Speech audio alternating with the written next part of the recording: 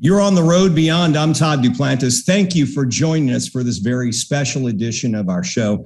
Of course, we had some sad news over the last couple of months, and we're going to address that in a moment.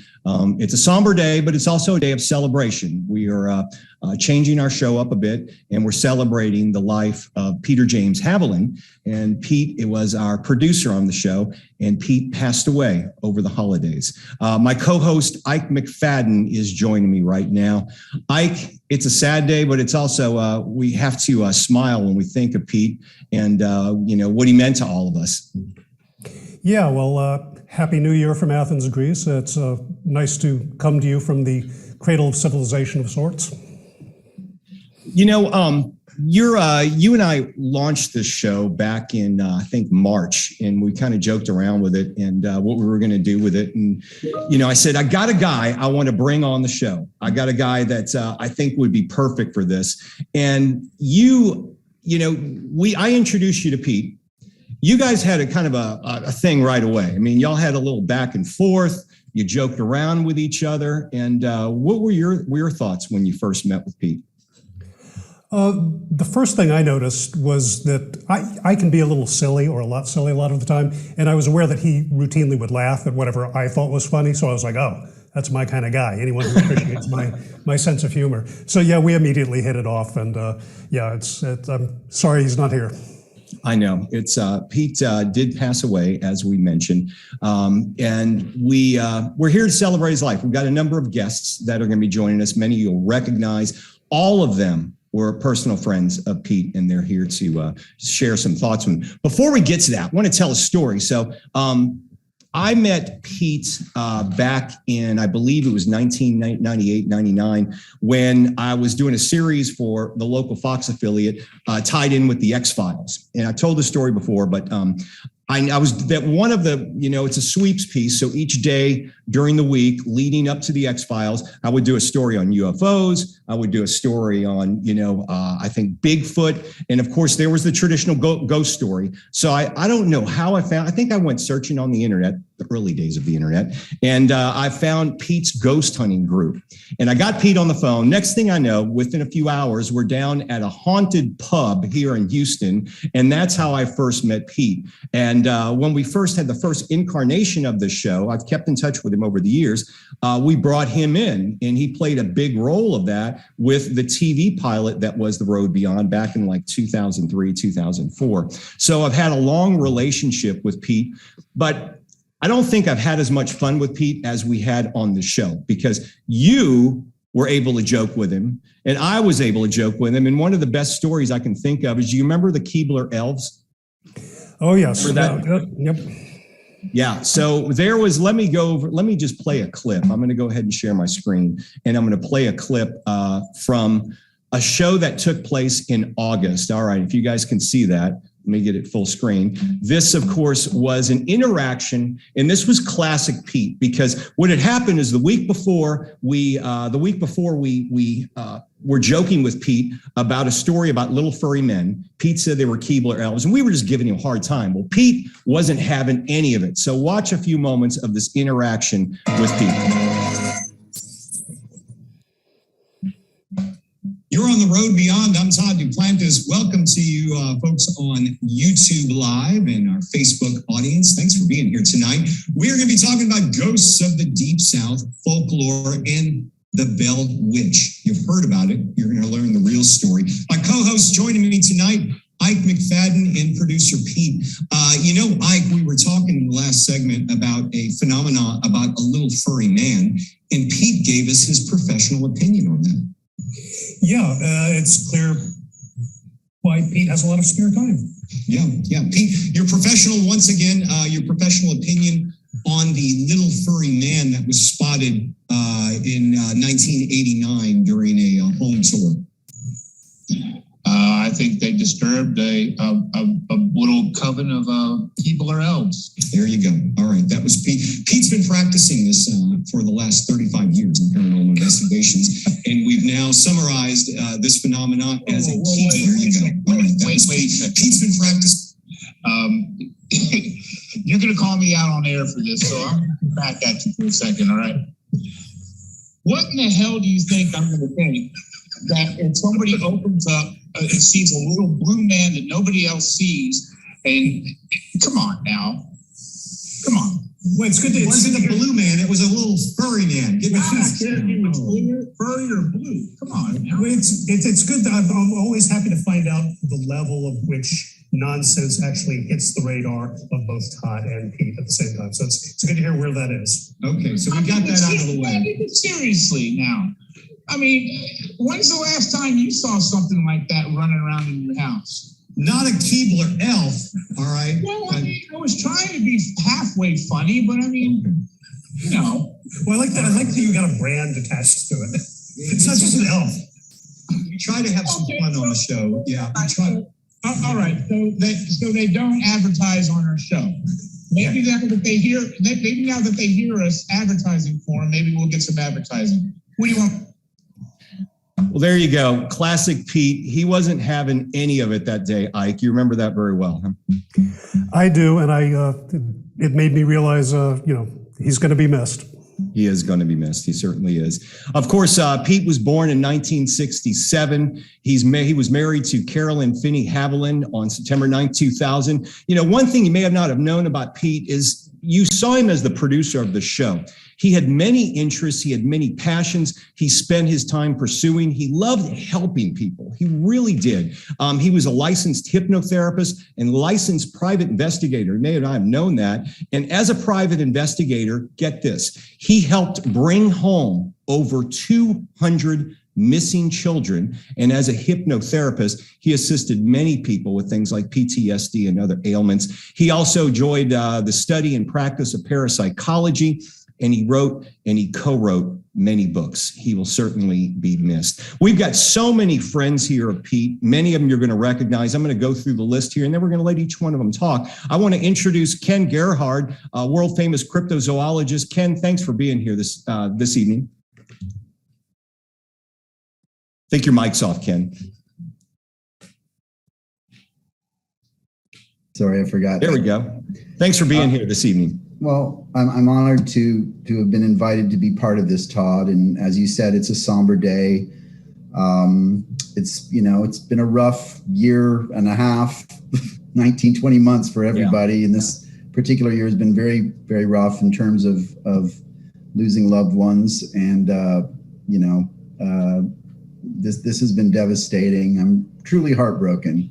I know, as we all are. A good friend. Yeah. He was a good friend to all of us. Ken, I want to get your personal thoughts on Pete. I'm going to check in with you in a second. Stand by. I also want to introduce Lloyd Auerbach. He's an author and parapsychologist. You've seen him on the show before. Lloyd, thank you for being here today. Well, I'd say it's my pleasure, but the reason we're here is not a pleasurable reason. I'm honored to actually be here. Pete was a great guy. We're looking forward to hearing your thoughts on Pete. Pete has also worked on another show. He was a co-host, a show called The Full Spectrum Project. And his co-host, Brian Clune, joins us right now. Author Brian Clune. Brian, thank you for joining us this evening. Thanks, Todd. I really appreciate you doing this, putting this together. Pete was the best person I have ever known. And the world really lost an angel as far as I'm concerned.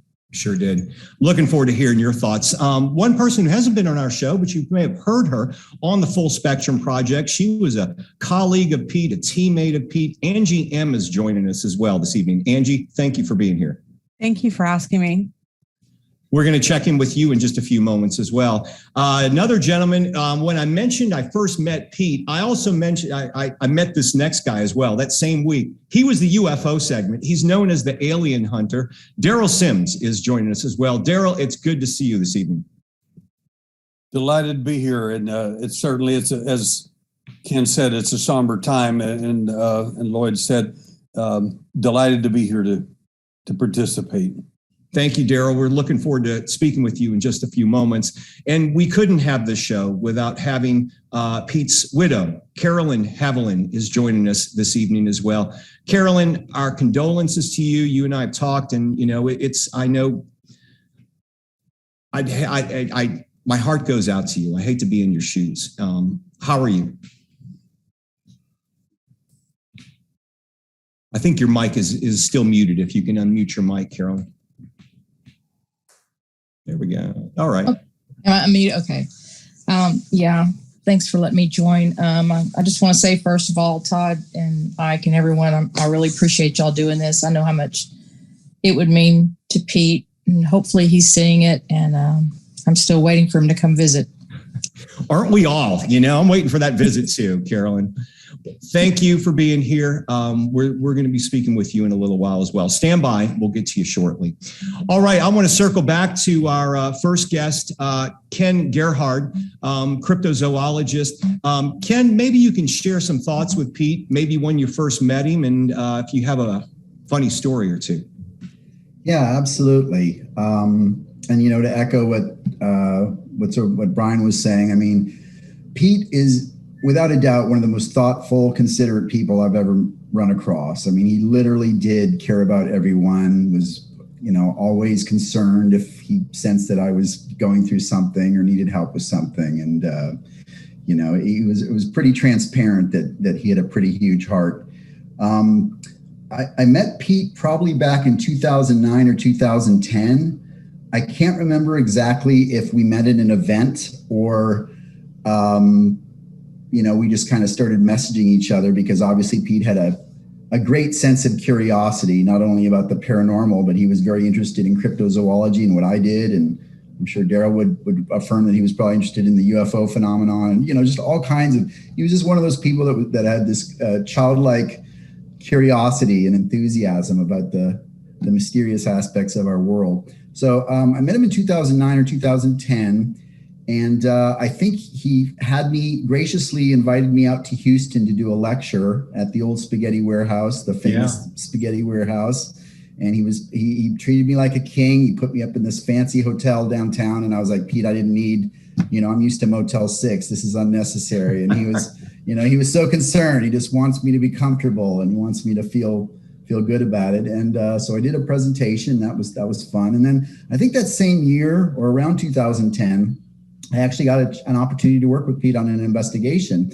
And he was investigating a property down in Vidor, Texas, East Texas, where there was this sort of a facility where they were dealing, people with different types of emotional and psychological issues. But there was a lot of high strangeness going on in this property, in this kind of rural property. And the reason he brought me in was because he said the people had described that they were hearing loud banging noises on the outside of their home, on their trailer, that they smelled a very bad smell, and they heard noises. And even one guy claimed that he saw this strange animal. So obviously he thought, well, maybe there's a Bigfoot component or something else to this mystery. So I traveled down there, and Pete, I learned that Pete is he was a top-notch investigator in terms of remaining objective, critical thinking, all the things that I look up to and admire. He wasn't going to just go in believing everything he heard. He wanted to challenge and question. And so we had a good time working together on that investigation. And, I did appreciate the fact that he debunked some aspects of it we perhaps could not debunk. We interviewed several people. I think we debunked the bad smell. We found a broken sewer line out behind the property where sewage was coming up, and it did smell pretty bad. So that was kind of my go-to explanation on that.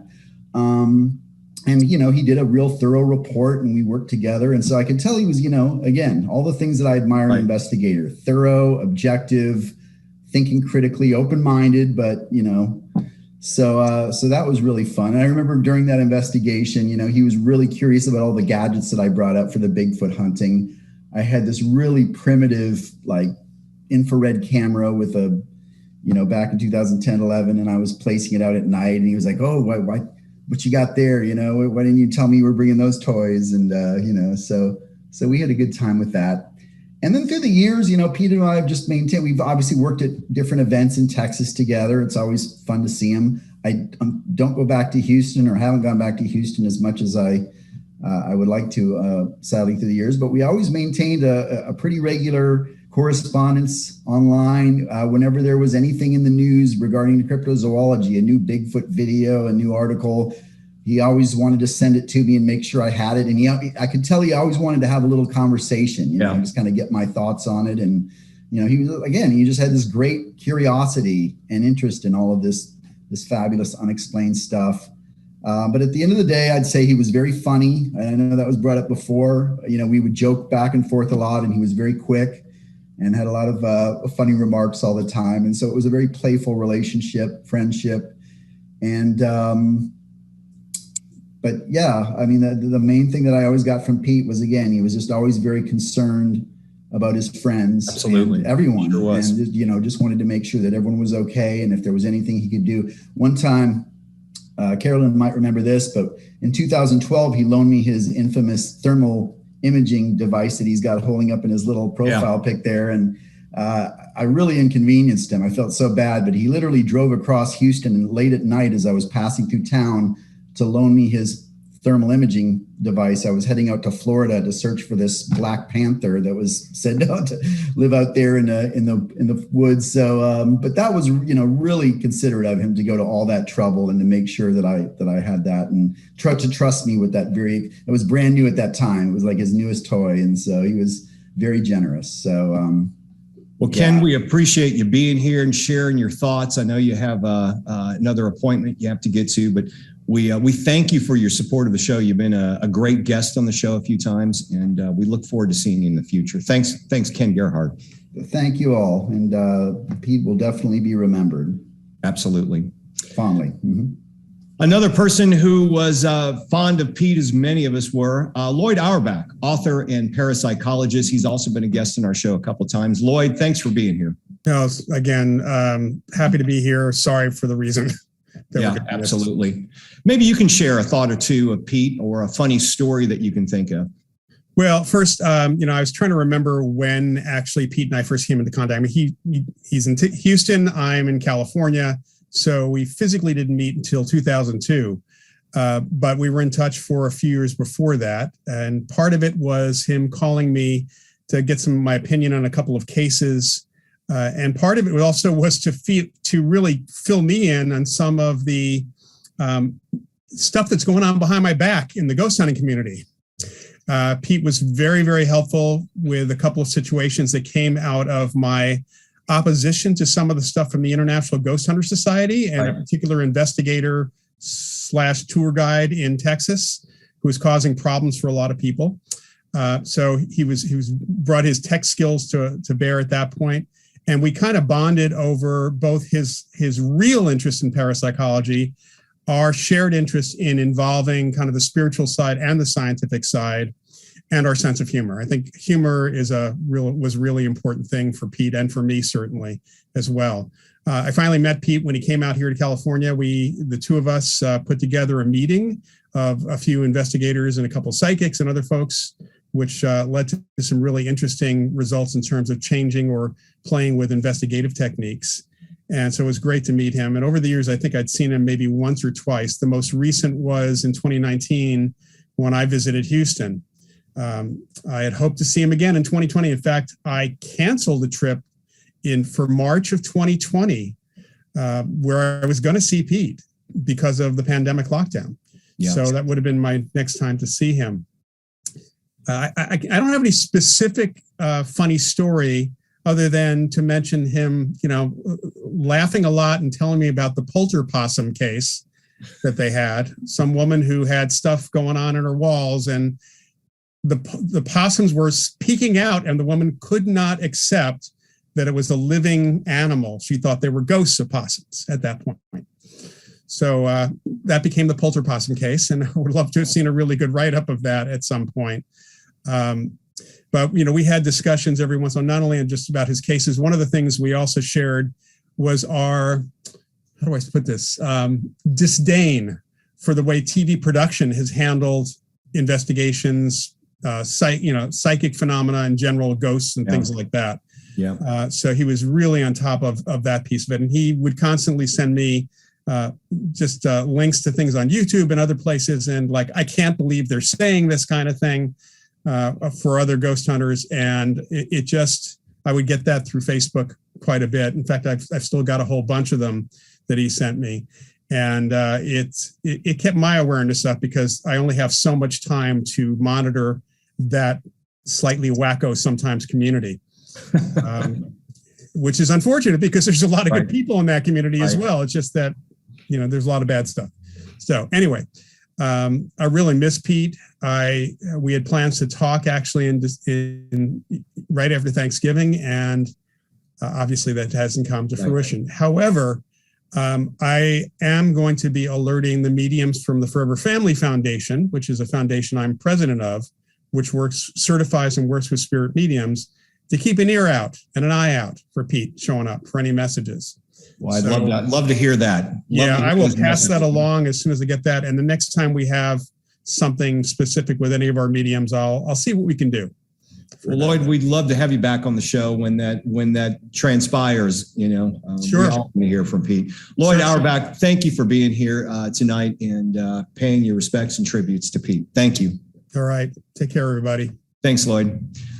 Another man that Lloyd spent a lot of time with, he was the co-host of the Full Spectrum Project and an author as well. Ike, you remember Brian Clune. He's been on the show before. Of course I do. Yes. Yes, my memory still works. Thank you. Brian Clune. Brian, good to see you. Good to see you. So I'm writing a book right now, and I'm actually writing a piece about Disneyland. Okay.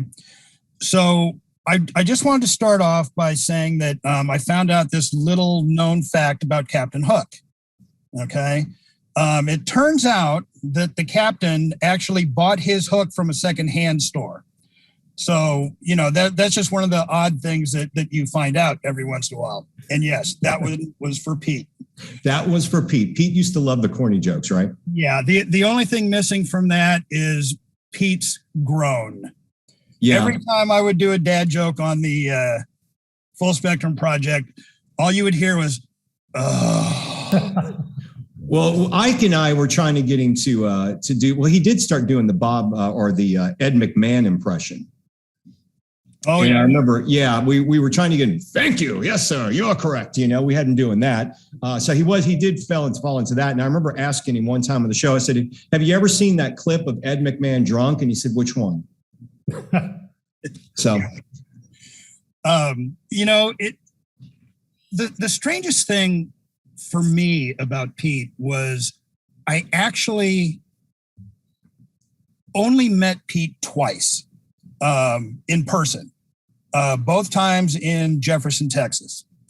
The first time that I was in contact with Pete, he had contacted me about doing, and I apologize, I cannot remember the other podcast he was doing, but they had asked me to be a guest. Right. And so I said, yeah, absolutely. And the whole time during the show, I was kind of sitting there going, okay, why did you guys even have me on? You're not letting me talk.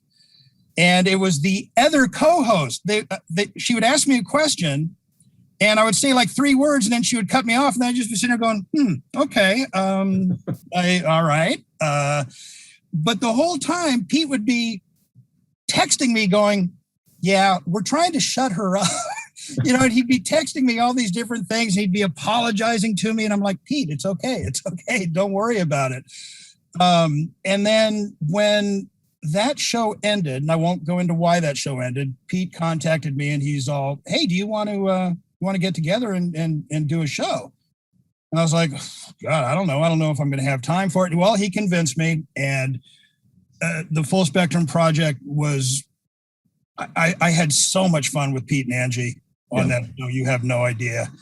And as I said, having only met Pete in person, and the last time was just this last November, just before he passed. And it's amazing how close Pete and I became just over the phone. I mean, literally, we would talk every day. Yeah. Sometimes to the point where I'd be like, Pete, stop calling me.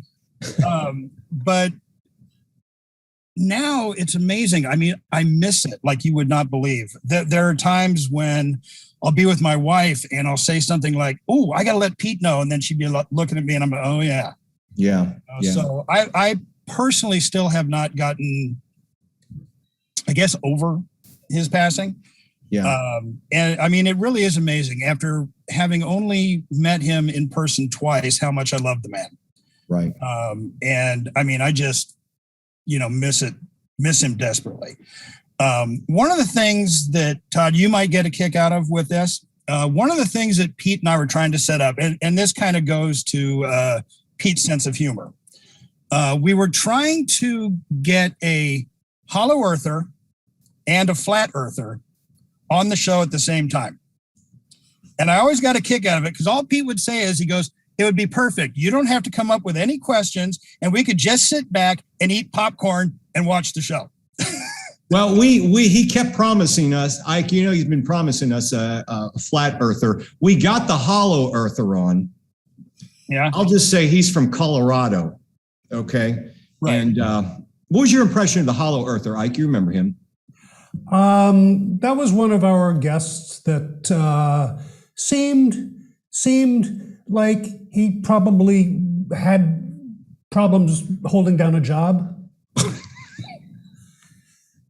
He was a nice guy, but yeah, we'll digress. Brian, if it's okay with you, I want to bring in Angie, your partner and of course teammate of Pete's, colleague of Pete, Angie M. Angie, thank you for being on the show this evening. Thank you for having me. Tell us you worked with Pete for quite some time, it sounds like. I'd asked you, I said, so you're the producer of the Full Spectrum Project. You go like, oh, we've done this. You apparently had a long relationship with Pete as a colleague and a teammate. Yeah, I mean, even more than that, as a close friend, but the colleague and teammate part came first. Yeah. And I had sort of started looking around for some answers to questions I had after I had two very hurtful losses back to back, and some strange things were happening and I needed answers. And so I started looking at, people in the paranormal community for help. And I'd reached out to Pete at some point. We talked a little bit, and I decided I wanted to learn more about it as a discipline. And so I sort of, I guess, got together with some other people. Sorry, I don't know what that was. I got together with some other people. Was it Pete? Well, I had the door open earlier. But I got together with some other people, and as every one of y'all are aware of, the drama in the paranormal community is ridiculous. Yeah, I hear that. This is like the third time we're hearing that. Exactly. So I kind of distanced myself from those people, and it was in the late 90s that Pete asked me if I wanted to come on board with Lone Star Spirits as the lead researcher. Yeah. That was like the highlight of just about any job that I've ever had was getting that offer. I couldn't believe it. I was like, I didn't think I was good enough. I didn't think I knew enough. And it was just, I couldn't stop talking about it for weeks. Well, of course, I had a chance to, like I mentioned earlier, to work with Pete with Lone Star Spirits. And that was the first time I met him when he was leading that group. Brian and Angie, I know you two work on the Full Spectrum Project. We look forward to hearing from y'all in the future as well, and maybe joining us here on the Road Beyond podcast as well. Absolutely. Thank you. All right. Thank y'all both. Want to move on to Derrel Sims. Derrel, we met the same week I first met Pete when I was doing that sweeps piece on the X-Files. And of course, Derrel is the alien hunter. Derrel, thank you for being here and sharing your thoughts of our long departed friend, Pete. Thank you for having me. It's an honor to be here to remember Pete in this way. He was as everybody knows him, is a great sense of humor, great guy. And my relationship with Pete was kind of a little different because I'm kind of the nuts and bolts type guy, and he really took an interest in that. I'm in the UFO aspect of this, and so on. So our relationship was a little different because of that. Literally, the ghost phenomena versus the hard evidence type thing. Yeah. And, I mentioned earlier, and I know you were also a PI, but many people may have not known that Pete had a history as a private investigator and also with working to bring missing children home. Yeah, we're working on a project currently right now, looking at, in fact, I've already talked to the writer of the book 411, David Pilates, about me doing the work with dealing with the people that did make it back. In some of the rare cases, some of these people actually came back, but they have absolutely no memory. Yeah. They were missing for days or weeks, even little children. And so I'll be tinkering with that for a while. Derrel, I know you knew Pete personally. A lot of folks have relayed a few funny stories. Anything you can recall that kind of make it choke? Oh, yes. Pete, the first time I met Pete he was the county of Harris County here in Houston was having a kind of a 31st of October Halloween type event and paranormal or whatever. And Lone Star Spirits was there, and I didn't know who they were. And of course, that was Pete and his crew. And they asked me to come speak about UFOs. And I said, well, I'm kind of I don't know that I'm going to fit. So they said, well, no, come on anyway. So I did. And I did my presentation. Pete did his and his crew. And I was fairly impressed with him because he was not the ghost hunter airhead that I expected to be. He actually was straight-laced, and I liked that about him. Right. And so we became friends from that moment on. We shot the bull, and he said, is there any way I can get you to come with me on events where some of these are UFO cases? And I don't, we're not sure. And I said, well, of course, I'll be glad to network with you on that. And Pete was gracious to all the friends that I knew. So it was really, really good. The funniest thing that ever happened to me, though, about Pete was he asked me he got sick and he couldn't make the Jefferson conference for ghost hunters. And he said, could you go speak for me? I said, you've got to be kidding. This is a ghost conference. UFO people who are serious about their work kind of think ghost people are kind of airheads. And I said, they're going to think I'm an airhead from their point of view. So this is not going to work. He said, I'm sick. I need for you to help me. I said, well, of course I will. So I did. I went down there and I presented on ghosts, demons, angels, and UFOs and the signatures of each one of those phenomena, that they're all real, but people get them confused because they don't know a thing about the other three, so to speak. So it worked out real well. And it was kind of hilarious because I just didn't have a clue what the ghost conference. Well, Derrel, we appreciate you joining us, and you've been a big supporter of the show. You co-hosted it with me a few times when Mike was out of town, and we always appreciate your support. We look forward to hopefully working with you again in the future when we get the show back on track. Thank you so much, and my love to Carolyn and for her losses. Goodness sakes, you guys have. I just thank you for honoring Pete in this way. It's I could care about anybody else, so to speak, on this day other than Pete and Carolyn. And I was ashamed that I was not able to make the funeral services they had for him. I was out of town, and but I was glad to be here at least for this. It's God bless Pete and God bless Carolyn, and thank you guys, all of you, for contributing to his honor. Thank you, Derrel. We look forward to seeing you in the future. Derrel Sims, the alien hunter. Ike, I think it's about time we hear from Carolyn and bring her into the show. Carolyn Haviland, Pete's wife, his widow. Carolyn, thank you for being here. We appreciate you joining us. As we mentioned, our condolences go to you and our hearts go out to you as well. I appreciate that. Thank you. Thank you to everybody that spoke. I was really touched, and at Pete's celebration of life service as well, there was a lot of people that stood up and spoke for Pete. I think he would have been very impressed and very happy that so many people, that knew him and loved him, were there, for support and to remember him. I know you mentioned something at the top of the show, and I've got to tell you a little story. Pete was the first person that actually told me a ghost story that I actually believed. People would tell me ghost stories. I'm going, yeah, okay, all right. This was when we did this first story, and I asked him, I said, have you ever seen a ghost? He goes, oh yeah, lots of times. I said, when was the first time? And he told me the story about his grandfather. He said he was standing in a house. The grandfather walked down the stairs and walked in a closet and disappeared. And I said, what was the problem? He goes, well, my grandfather died years before.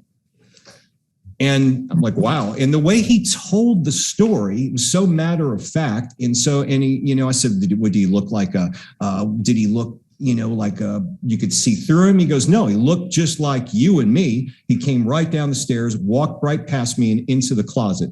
He said, I did notice though, he didn't have any feet, and that, for some reason, that was the first ghost story I actually believed. Yeah. Yeah. Because it's not really far out there. I mean, he could see ghosts, more than anyone else I knew. I mean, he saw them in, solid form, in really, really bad form, like, after they had been decayed and see-through and all kinds of things. And I know that when he does eventually present himself to me, it'll probably either be in a dream or something where he wouldn't scare me, because he knows I'm the scaredy cat of the group. So he's got to come to me without scaring me. So that's what I'm waiting on. I'm still waiting. Well, Carolyn, I know I can't imagine what you're going through right now. I know every day has got to be tough. I hope every day gets better for you. And we wish you all the best. And if there's anything we can do for you at the Road Beyond podcast, please let us know. We were on, I can't speak for Ike, but I can say I was honored to work with Pete. I was so glad that we were able to bring him on the show. He brought the expertise, he brought the guests, and he had the reputation that people knew they could trust him. And when Pete would get the guests on the show, they knew they could trust Pete, because most of them were friends of his. Ike, I don't know if you want to say a few words. No, I think you summed it up pretty well. And the thing I keep coming back to was, I was a little more of the skeptic sometimes, and he would joke with me about that. Yeah. And his enthusiasm about even some of the weirder stuff, you could tell how much this stuff just interested him, how much it was in his heart. So I'm certainly going to miss all of that. And I'm going to miss joking around with him too. I'm going to miss that nudging. How many times did we joke with him and he'd call us up after the show? Are you mad at me? No, we're not mad at you. We're joking around, Pete. Are you sure you're not mad at me? No, we're not mad at you, Pete. No, and I got several items of little text saying, do you think, is Todd mad at me again? I was like, no, it's okay. It's okay. No, I'm mad at Todd. Yeah. Carolyn, thank you for being here on the show, and we wish you all the best. Thank you. Thank you for doing this. Absolutely. Hey, Todd. Well, yeah, would Brian. it be okay for me to just say one? Yeah, absolutely. Jump on in. And this is typical Pete. Okay. We would get a knock on our door. All right. I'd open it. And the first time I was like, what the heck is this? And I opened the package up. It was from Pete, and it was a little gnome. Okay. And I'm like, what the heck is this? And he goes, well, I called him to find out what was up. And he's all, well, that's Wyatt's brother. Now, anybody that doesn't know Wyatt, I have this little cursed bobblehead that I've sort of humanized. And Pete used to always make fun of me for this. Okay. So he sent me a gnome. And I'm like, all right, whatever. And then about a month later, there's a knock at the door. It's UPS or FedEx again, and it's another note. He just kept sending me all of these gnomes. All right. So I literally have gnomes all over my house to remind me of Pete. Well, that's it's funny. There are a lot of little things. Here you like go. that. Here you go, Really- Brian. We'll make you feel at home. Here's a gnome for you. There you go. There you go. And the funniest thing, he sent me this little box that had 4 gnomes in it. And I opened it up and I'm looking at this one gnome and I'm like, why does this gnome look like it has its penis in its hand? Right? So I'm like, I take a picture of it. I'm like, Pete, why did you send me this? And you know what? One of the gnomes was mooning me. And it was a series of 4 gnomes just in these really weird positions. Pete just starts cracking up and he's all, take another look. That's his foot. And I'm just like, oh my God. So, I have these gnomes that will always remind me of Pete now. And I mean, I love it. So I even have a cat gnome. Thanks, Brian.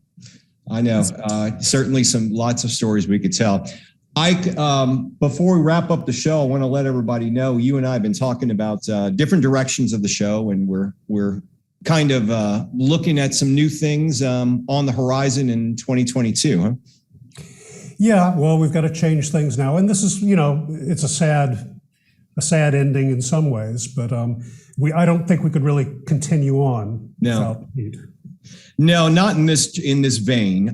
For those of you watching the show, we appreciate you supporting our show. This is episode number 44. Hard to know we made it to 44 episodes. But we're going to go in a bit of a different direction. We may be doing a bit of paranormal subjects, but we'll probably be looking at maybe talking about worldwide subjects, maybe geopolitical, things along those areas. So as soon as Ike creates a new open for us, that'll be the next one. How's that coming along, Ike? What? Yeah. Okay. So there you go. So the show may debut again. We're hoping in February that we'll debut things again whenever Ike's not busy traveling the world with Russian supermodels. So Ike, you still going to post stuff in our social media so folks can follow us there? What? I'm sorry. I've got to go now. Yeah, there you go. All right. Look for us as the Road Beyond Podcast on YouTube, Facebook, and we're also on Twitter at Road_Beyond. That's a wrap for the show. It's been fun. We look forward to its new beginning next time. All right. Yeah, it really makes me aware of how much we're going to miss Pete. But It is. Hopefully he's watching somewhere. I hope so. And hopefully he'll visit us or visit one of our guests and they'll come back and report it to us. So we'll bring them on the new version of the show. Ike, we'll see you again next time, huh? Yes, you will, sir. All right. Thanks, everyone. We want to thank all of our guests. Thank you, Carolyn. We wish you the best of luck. And thank all of you for being part of our audience on the Road Beyond podcast. We'll see you again sometime soon.